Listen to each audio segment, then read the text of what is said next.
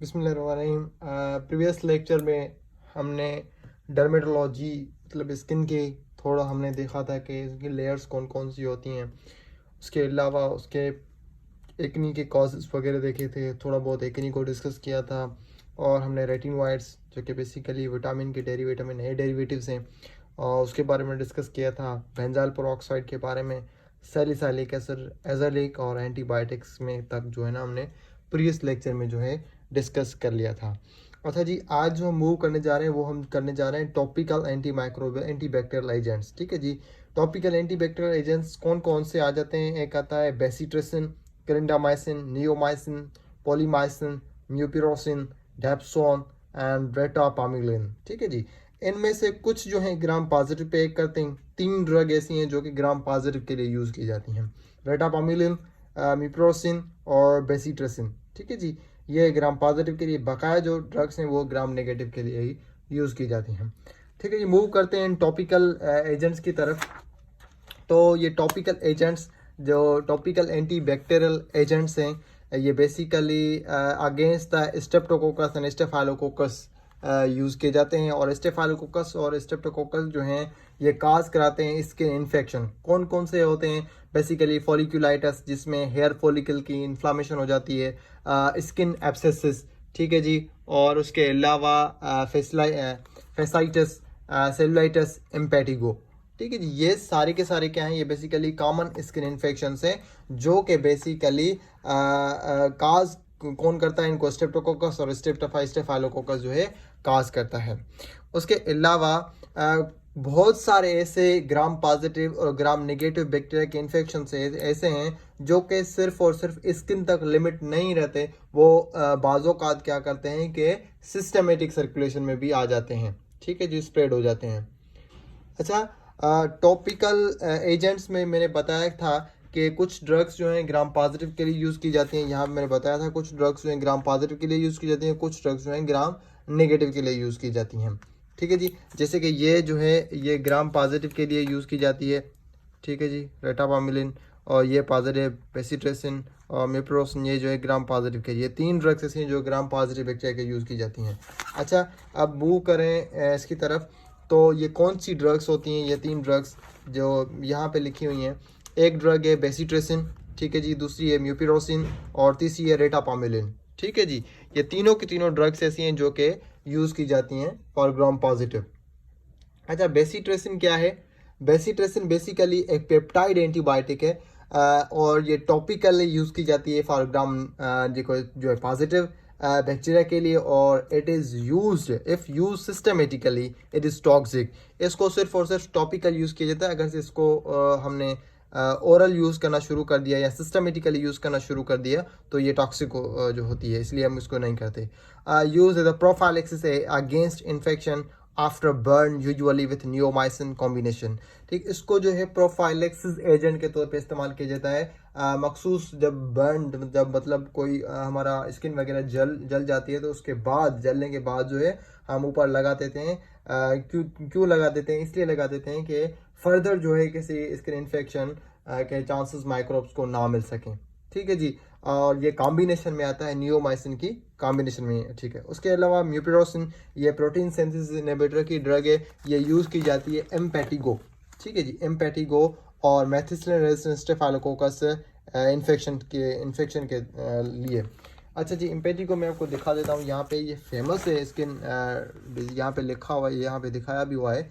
ये basically Honey like infection यहाँ पे शो किया गया है। फर्स्ट ऑफ ऑल स्मॉल पस के फॉर्म में होता है, उससे एक्सुडेट निकलता है तो वो पूरा का पूरा स्प्रेड हो जाता है। ठीक है जी, ये है एम्पेटिगो। इस एम्पेटिगो ट्रीट करने के लिए जो है म्यूपिरोसिन ड्रग यूज़ की जाती है।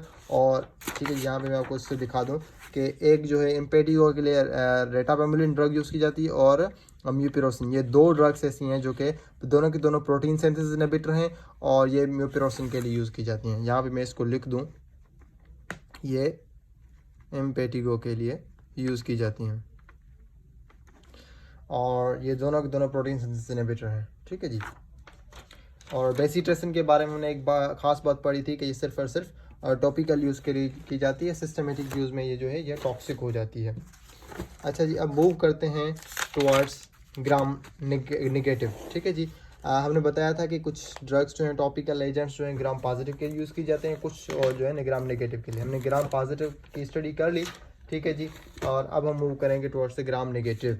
ग्राम नेगेटिव में कौन कौन से आते हैं? पॉलीमाइसिन आता है, उसके अलावा नियोमाइसिन। पॉलीमाइसिन बेसिकली क्या है? एक साइक्लिक पेप्टाइड है और ये डिस्टर्ब करता है सेल मेम्ब्रेन। ग्राम नेगेटिव जो मेम्ब्रेन है उसको डिस्टर्ब करता है और ये ऑफन अक्सर करके जो है ये कॉम्बिनेशन में आता है बेसिट्रेसिन की कॉम्बिनेशन में नियोमाइसिन, मतलब ट्रिपल एंटीबायोटिक के फॉर्म में जो है ये पॉलीमाइसिन अवेलेबल है। नियोमाइसिन क्या है? नियोमाइसिन बेसिकली सीडोमोनास एरोगेनोसा, क्लैप्सिला, स्ट्रेप्टोकोकस और ई कोलाई के लिए जो है यूजफुल होता है। उसके अलावा अब हम मूव करते हैं towards the agents use in ectoparasitic infection. ठीक है जी। यहाँ पे एक चीज़ आप थोड़ा देख लें कि डर्मेटोलॉजिकल डिसऑर्डर में हमने एक्नी को पूरा डिस्कस कर लिया। एक्नी के एजेंट्स जो थे retinoid, benzyl peroxide, salicylic azelaic acid और इसके अलावा एंटीबायोटिक्स, मिनोसाइक्लिन, डॉक्साइक्लिन, ये ओरल्स थे और टॉपिकल हमने डिस्कस कर लिया। उसके अलावा topical anti bacterial agent bacitracin, clindamycin, neomycin, polymyxin, ठीक है जी, ये सारे के सारे हमने डिस्कस कर लिए। अब हम मूव करते हैं towards the agents used in ectoparasitic infection, जिसमें मोस्ट फेमस जो है लिंडेन, परमीथ्रिन, पायरिथ्रिन एंड क्रोटामेटोन। ठीक है जी। अब इनको थोड़ा डिस्कस कर लेते हैं कि agents use in ectoparasitic infection.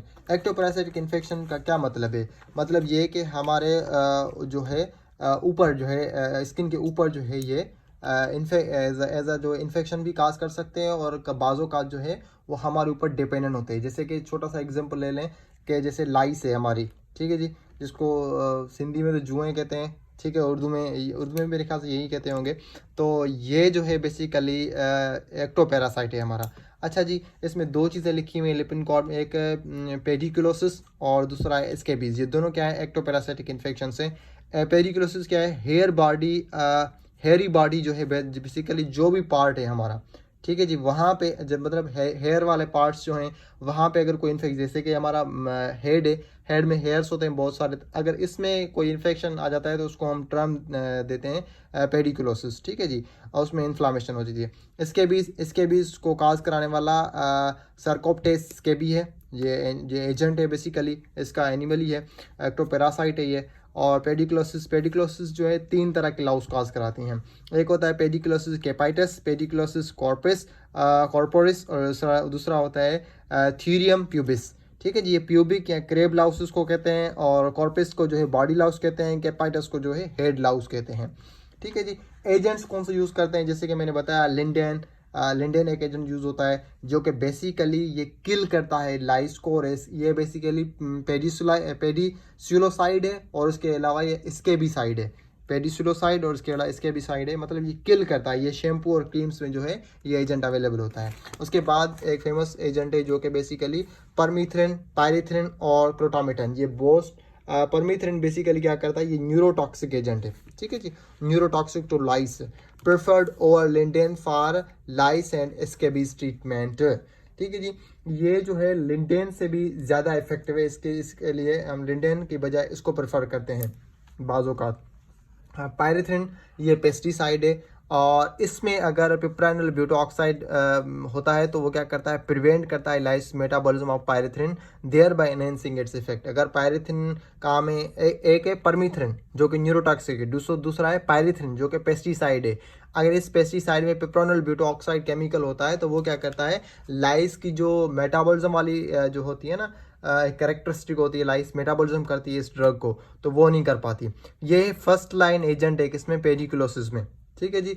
और उसके बाद लास्ट आती है हमारा एक्टोपैरासाइटिक एजेंट जो है क्रोटामेटन। इसके भी साइड है और उसके अलावा ये एंटीप्यूराइटिक है, मतलब इचिंग वगैरह से जो है ये रिलीफ देती है। ठीक है जी। अब हमने जो क्या किया है, अब हमने ectoparasite agents use in ectoparasitic infection हम डिस्कस कर लिए। लिंडेन हमने पढ़ा कि ये पेडिसुलोसाइड है, इसके भी साइड है, ठीक है जी, ये किल करता है, शैम्पू और क्रीम्स पाया जाता है। परमीथ्रिन ये बेसिकली क्या है? ये न्यूरोटॉक्सिक है टू लाइस, ठीक है जी, और ये प्रेफर्ड किया जाता है लिंडेन से भी ज़्यादा इसको। और पायरिथ्रिन क्या? ये पेस्टिसाइड है, ठीक है। जिसके अलावा क्रोटामेटन ये इसके भी साइड में यूज़ किया जाता है और उसके अलावा ये एंटी प्यूराइटिक है, मतलब इचिंग वगैरह को रिलीफ देता है। ठीक है जी। अब हम मूव करते हैं एजेंट्स फॉर पिगमेंट डिसऑर्डर।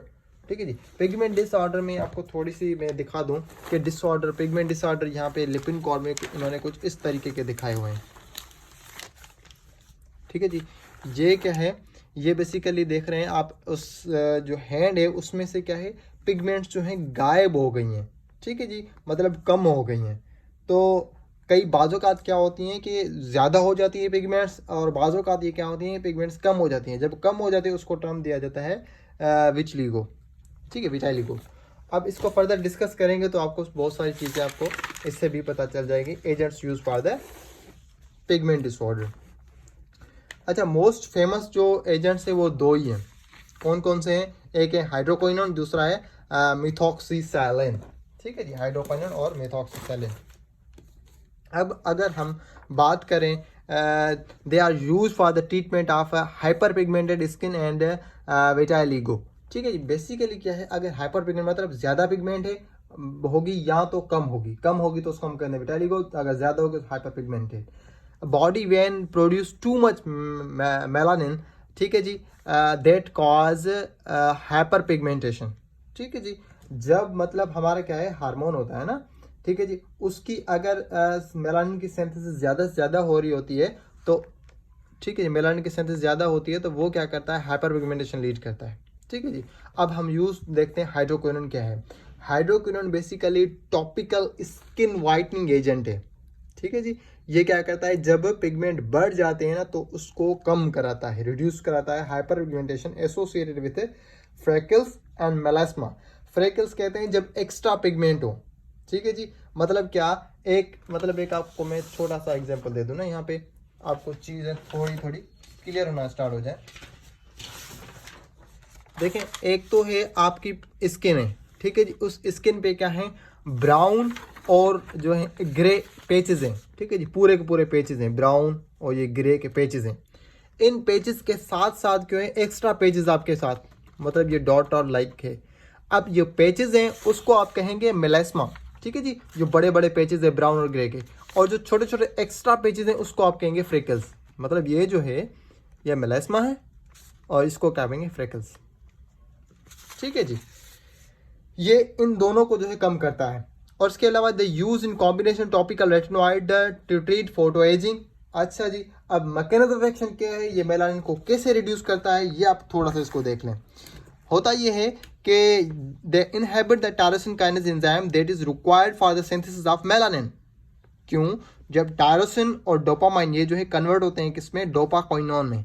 ये कौन कन्वर्ट कराता है, टायरोसिन काइनेज। ये टायरोसिन काइनेज इनको इसमें डोपाकोइनोन में, डोपाकोइनोन फर्दर जो है मेलानिन में कन्वर्ट होता है, जिसकी वजह से जो है स्किन की पिगमेंटेशन बढ़ती है। हम क्या करते हैं, हाइड्रोक्विनोन इस टायरोसिन काइनेज को ही ब्लॉक कर देता है, जिसकी वजह से डोपाकोइनोन नहीं बनती और जिसकी वजह से मेलानिन नहीं बनता, और इससे क्या होता है, हाइपर जो पिगमेंटेशन होती है वो जो है ट्रीट हो जाती है, ठीक है जी।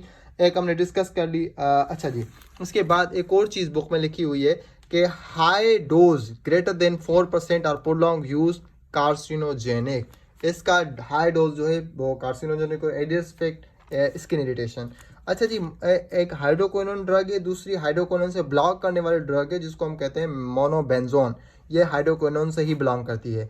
It is use for the vitiligo but later on it was observe that it is inducing vitiligo, so no longer available in market now. मतलब क्या है, मोनोबेंजोन बेसिकली हाइड्रोक्विनोन से ही बिलोंग करती ड्रग है, पर इसको यूज किया जाता था जब पिगमेंट कम होती थी, ठीक है जी, विटलाइगो की वजह से यूज किया जाता था, ठीक है जी, उसको ट्रीट करने के लिए।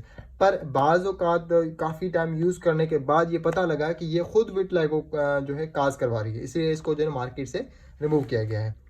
अच्छा जी, लास्ट ड्रग हमारी आती है मिथॉक्सिसैलिन, जो कि बेसिकली फोटो एक्टिव सब्सटेंस है, यूज़ किया जाता है इसको विटलाइगो की लिए, और स्टिमुलेट द मेलासॉइट सेल्स फॉर रीपिगमेंटेशन, ठीक है। ये क्या करता है, जब आपके पिगमेंट कम हो जाते हैं, विटलाइगो में पिगमेंटेशन कम हो जाती है, तो ये मिथॉक्सिलेट क्या कहते हैं, मेलानोसाइट जो होते हैं, सेल्स होते हैं जो कि मेलान को सीक्रेट करते हैं पिगमेंट्स के लिए, उनको जो है फर्दर ये स्टिमुलेट करती है ताकि ज़्यादा से ज़्यादा मेलानिन प्रोड्यूस हो और स्किन की पिगमेंटेशन वापस जो है कन्वर्ट हो जाए। मतलब क्या, हमने ओवरऑल देख लिया कि ये जो हमारी ये वाली ड्रग है हाइड्रोक्विनोन, ठीक है जी, ये किसके लिए यूज़ हो रही है, ये यूज़ हो रही है हाइपर पिगमेंटेशन के लिए, ठीक है जी, किसके लिए, हाइपर पिगमेंटेशन के लिए, ठीक है जी। और ये किस लिए यूज़ हो रही है, विटाइलिगो के लिए, ठीक है जी। अब हम नेक्स्ट मूव करते हैं